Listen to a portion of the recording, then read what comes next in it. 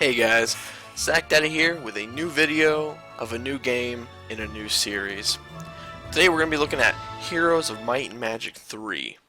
Now, the Heroes series has been out for a very long time, and this game specifically since February of '99.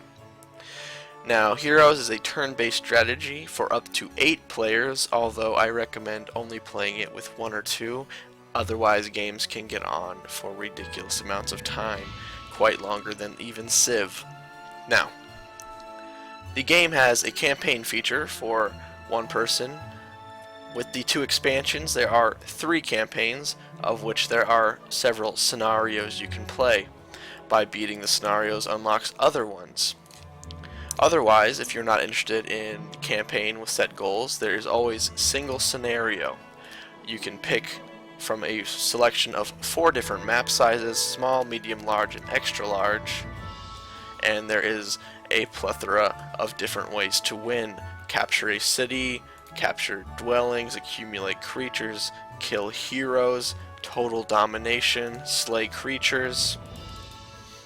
And there are several ways to lose as well, through time, through domination, through losing your specific hero. The different map sizes allow for different time of game. The smaller maps are going to be done fairly quick, and they actually are fairly small. Medium is still rather small. Large is a very versatile map size I found that works really best for me, and extra large is if you really just want to sit down and play for a while. Now, Heroes offers several different factions. There are 7 of them, or there are 9 of them in total, I'm sorry. And there are 7 troop types per castle, and there are 4 schools of magic each character can use. Now, the 9 factions, you have Castle, which is your classic, pious knight castle. One of their special units will be angels. There's Rampart, which is your elven castle. There's Tower, which is going to be your magi. Inferno, which is forces of hell. There's Necropolis, which is necromancy with skeletons and zombies. Dungeon is going to be, it's a little different. It's dungeon overlords. They have troglodytes, harpies, black dragons, minotaurs, those kinds of things. Stronghold is a barbarian castle with goblins, orcs, rocks. The fortress castle is the lizard man's castle that has basilisks, it has lizard archers, it has gnolls and hydras. And Conflux is your elemental castle. You have air elementals, water elementals, phoenixes, that sort of thing. And when doing your own scenario, you have the option of picking your castle in some scenarios, some restrict, and you have an option of picking your hero. Each hero has a different specialty. Some are spells, some give bonuses to a certain type of troop. This guy has unicorns, so he probably gives an attack and defense bonus to every unicorn. Some have skills. This guy has got resistance skill, which gives you at max 15% chance to resist a spell cast by an enemy hero. And there are certain special abilities like plus 350 gold. Now, you also get to choose a starting bonus. There's resource. You can start with a certain amount of resource that is specific to your castle. For Rampart, it's going to be crystal, and you can start with between 3 to 6 randomized crystal at the start of the game. You can start with extra 500 to 1,000 gold at the start of the game, or you can try your luck and try to get an artifact worth of shit. Now, artifacts are very risky when picking the starting bonus. There are some that are worth nothing, and they will help you not at all.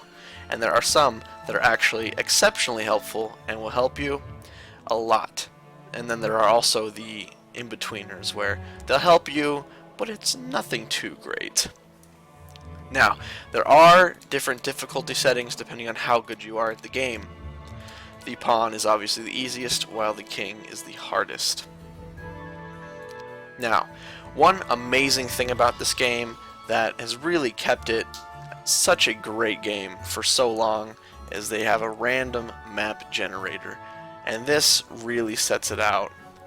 You can pick your map size, you can pick if you want an underground or not, you can pick the amount of players, human players. You can pick the amount of computer-only players. You can pick road types, how much water content you want, how strong the monsters will be. Then, once you have all that set up, you can pick your own hero depending on your settings, and then you can start. Now, Heroes is an exceptionally complex and strategy-driven game. There are 6 different resources and gold as well. Now, resources and gold are used to buy upgrades to your castle. Now, certain things upgrade into other things. You can buy creature dwellings, which are going to be down here. There are upgrades to your creature dwellings that make them do different things. There is usually a castle-specific items like Castle Gate and Order of Fire. And then there are your standard ones that are the same throughout all castles, like the Town Hall, the Citadel, Tavern, Blacksmith. Now, every castle is going to have the 7 troop types, and to access those troops, you can always click on the main tower and you can see what is available to buy.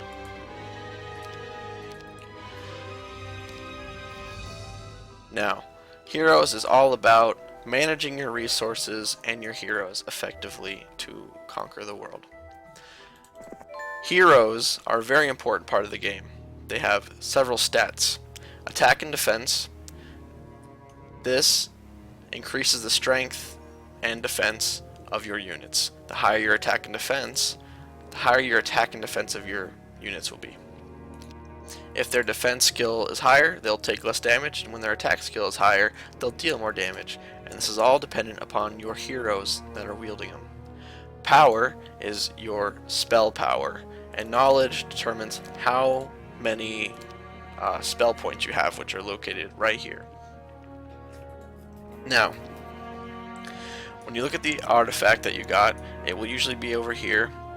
And artifacts are used to essentially either buff your hero or give your castle some kind of aid.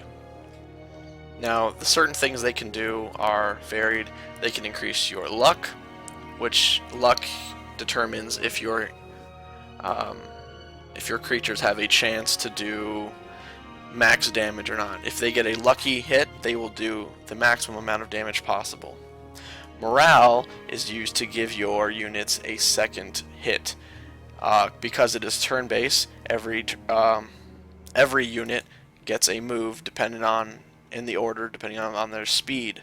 So if you're in a battle and your Cerberus has the highest speed of 7, they'll attack. If they get a morale check, they'll be able to attack again. That is exceptionally useful. Having high morale can turn the battle from something you'll lose to something you'll win. Low morale will take away your unit's turn when it comes by. You can have quite a few heroes. I'm not exactly sure the limit because I've never actually gotten to it, but you will find out that the enemies love to just spam heroes to take your mines. And that's one of the things we'll go over when I do a Let's Play of this. Now, that's going to be it, guys, for my introduction to this game. The next video will be basics of Heroes. We'll play the game a little bit and we'll get you going. Hope you're interested in this game. This game is one of my favorites of all time. Its replay value is immense, and there's none of the sequels really beat it at all. I've played the sequels and none of them stand even close to this game. Alright, thanks for watching. Like me on Twitter, or follow me on Twitter, like me on Facebook, follow me, subscribe, all that stupid shit, and most importantly, have a great day.